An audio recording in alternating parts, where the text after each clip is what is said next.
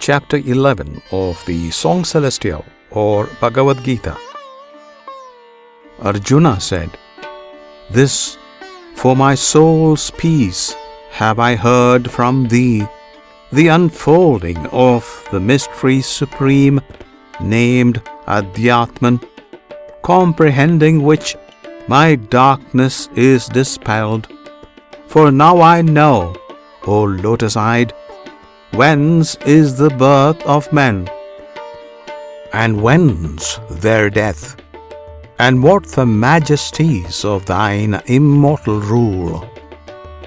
Fain would I see, as thou thyself declarest it, Sovereign Lord, the likeness of that glory of thy form wholly revealed. O thou divinest one, if this can be, if I may bear the sight, make thyself visible. Lord of all prayers, show me thy very self, the eternal God." Krishna said, "Gaze, then, thou son of Pritha, I manifest for thee those 100,000 shapes that clothe my mystery. I show thee all my semblances, infinite, rich, divine, my changeful hues, my countless forms.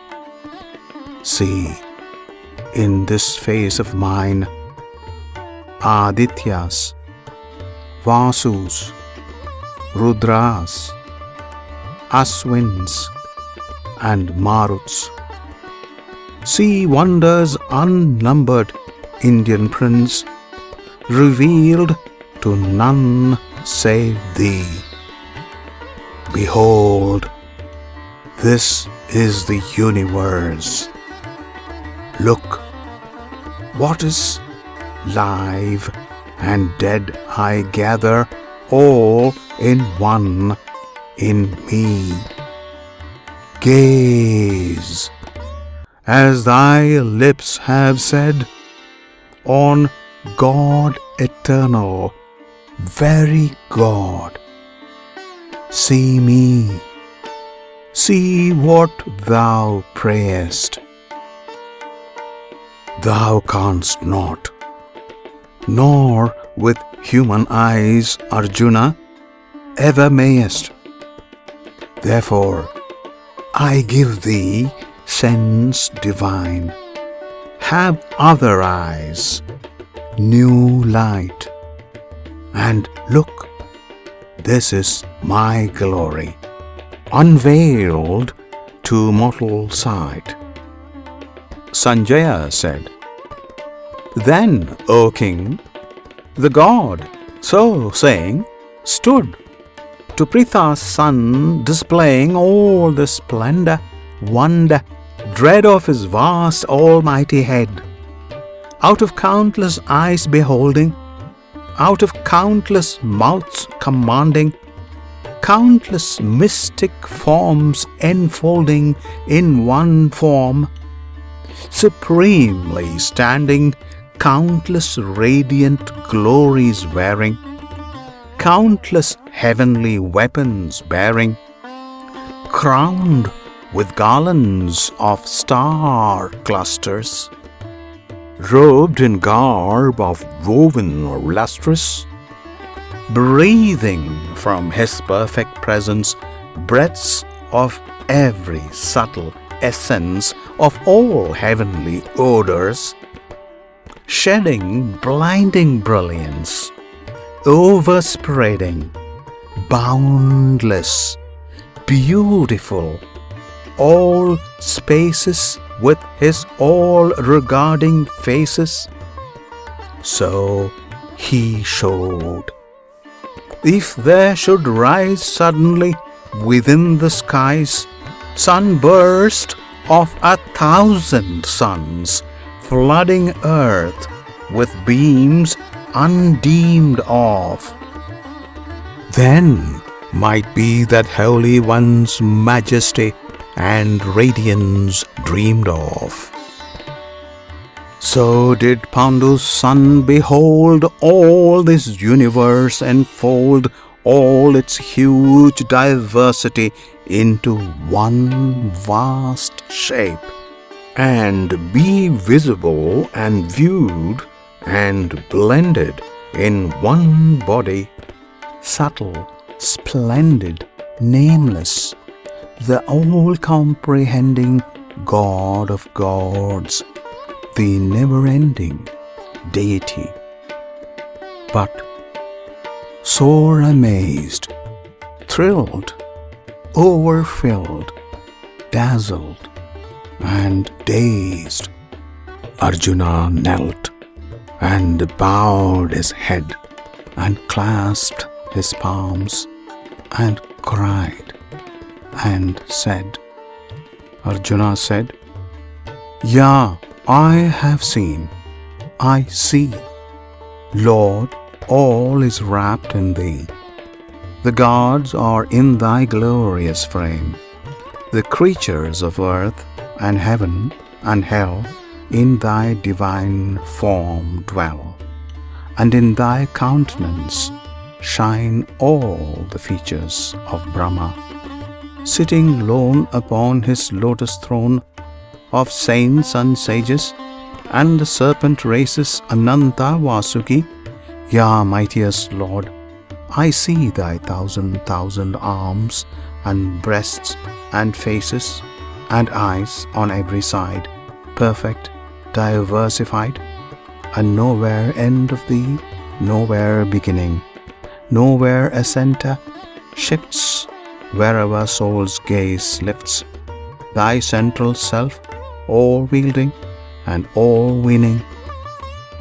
Infinite King, I see the anadem on thee, the club, the shell, the discus, see thee burning in beams insufferable, lighting earth, heaven and hell with brilliance blazing, glowing, flashing, turning darkness to dazzling day.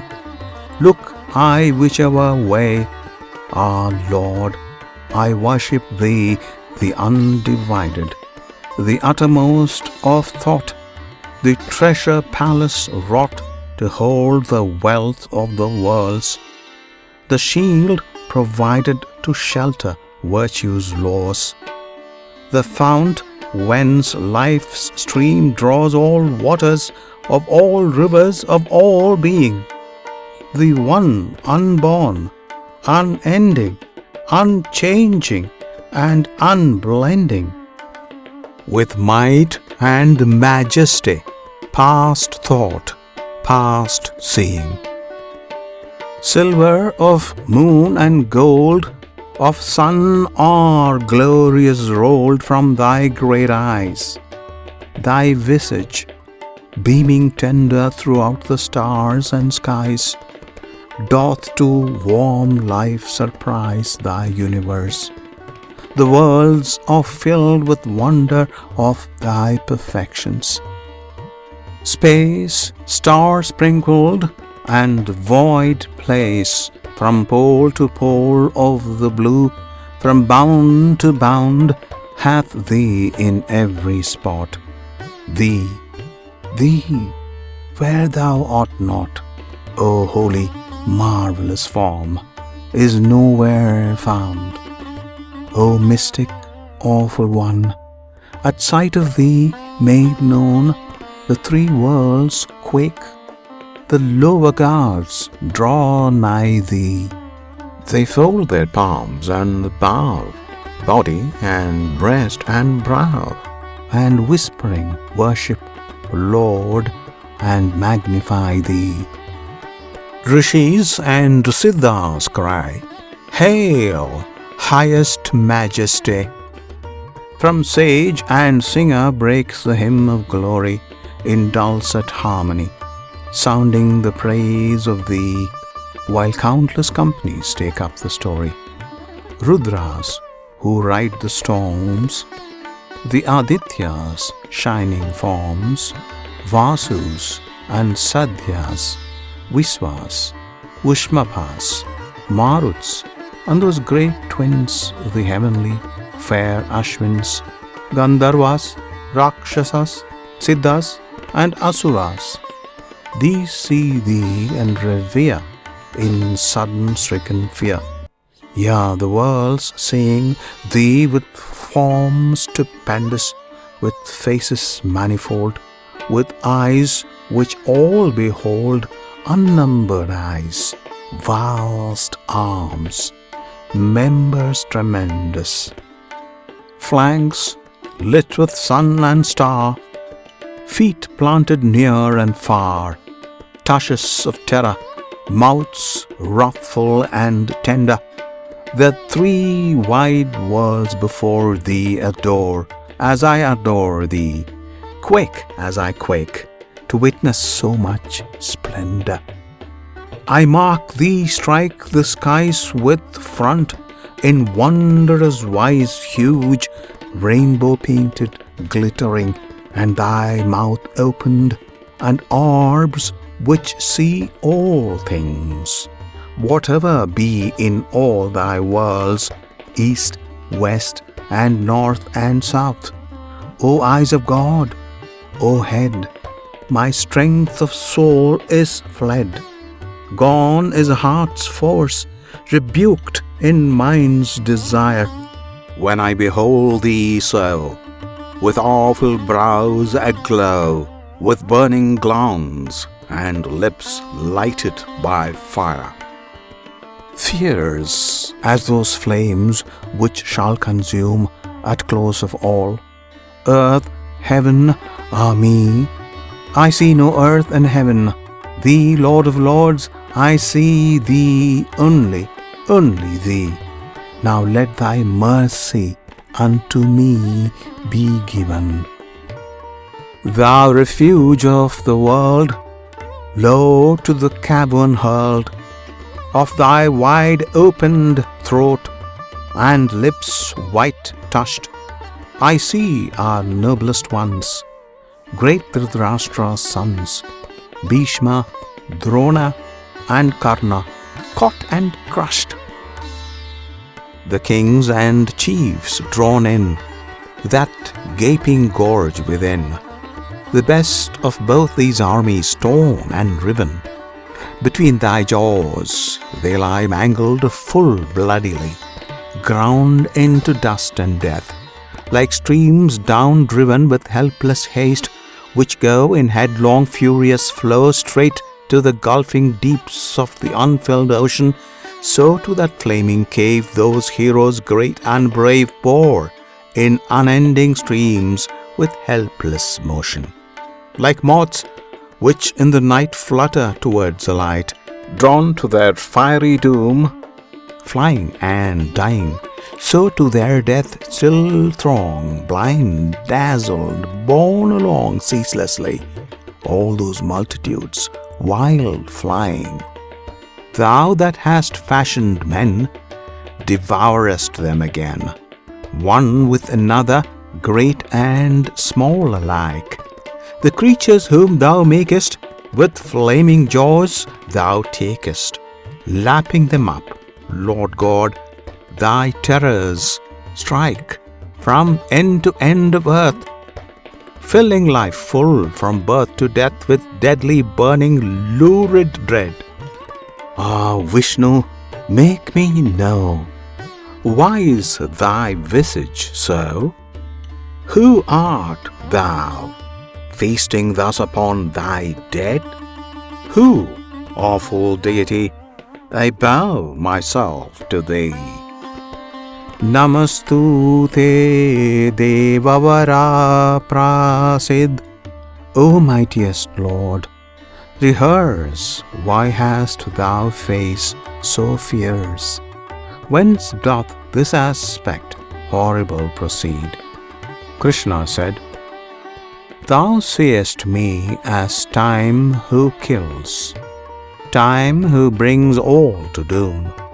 The slayer Time, ancient of days, come hither to consume, accepting thee Of all these hosts of hostile chiefs arrayed, there stands not one shall leave alive the battlefield. Dismayed no longer be, arise, obtain renown, destroy thy foes. Fight for the kingdom waiting thee when thou hast vanquished those. By me they fall, not thee. The stroke of death is dealt them now, even as they show thus gallantly. My instrument art thou. Strike, strong-armed prince, at Drona, at Bhishma's strike. Deal death on Karna, Jayadratha. Stay all their warlike breath. It's I who bid them perish. Thou wilt but slay the slain. Fight, they must fall, and thou must live, victor upon this plain. Sanjaya said, hearing mighty Keshav's word, tremblingly that helmed lord clasped his lifted palms and praying, grace of Krishna stood there, saying, with bowed brow and accents broken, these words timorously spoken. Arjuna said, worthily, Lord of might, the whole world hath delight in thy surpassing power, obeying thee. The Rakshasas in dread at sight of thee are sped to all four quarters, and the company of Siddhas sound thy name. How should they not proclaim thy majesty's divinest, mightiest? Thou Brahm, than Brahma greater, thou infinite creator, thou God of gods, life's dwelling place and rest. Thou of all souls the soul, the comprehending whole, of being formed and formless being the framer, O utmost one, O Lord, older than eld, who stored the worlds with wealth of life, O treasure claimer, who wottest all and art wisdom thyself, O part in all and all, for all from thee have risen, numberless now I see, the aspects are of thee. Vayu thou art, and he who keeps the prison of Narak, Yama dark, and Agni's shining spark. Varuna's waves are thy waves, moon and starlight are thine, Prajapati art thou, and it's to thee they knelt in worshipping the old world's far light. The first of mortal men, again, thou God, again 1,000,000 times be magnified. Honor and worship be, glory and praise to thee. Namo, Namaste, cried on every side, cried here, above, below, uttered when thou dost go, uttered where thou dost come. Namo we call, Namostu, God adored, Namostu, nameless Lord, hail to thee, praise to thee, thou one and all. For thou art all, yeah, thou. If in anger now thou shouldst remember, I did think thee, friend, speaking with easy speech, as men use each to each, did call thee Krishna, Prince, nor comprehend thy hidden majesty.